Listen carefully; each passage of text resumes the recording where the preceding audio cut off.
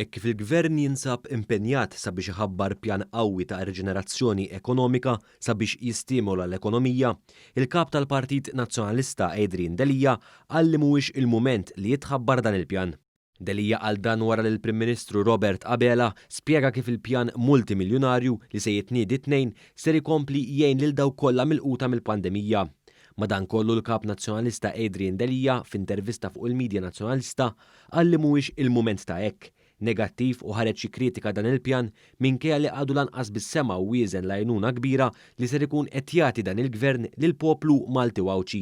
Mhuwiex il-mument hekk ta'. Kważi qasadni qed infittex u nara u nsib x'qed tistenna. Fil-fatt il-kap nazzjonalista prova jemmina l-ħidma tal-Gvern, ħidma li ser tissarraf fit-tisħiħ tal-ekonomija Maltija sabiex il-ġid jibqa' jasal għand kulħadd. Mhux ġej minn baġit ta'.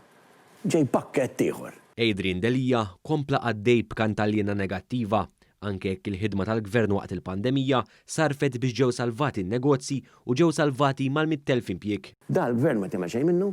Fl-istess intervista Adrian Delija njora rapporti internazzjonali indipendenti u aġenziji ta' kreditu internazzjonali bħal Fitch, Moody's, id-DBRS u l-Fond Monetarju Internazzjonali li kollha kkonfermaw l-ekonomija stabbli u b'saħħitha Maltija. Għandna internament l-istruttura bażi ekonomika tagħna li qed naraw li mhix b'saħħitha.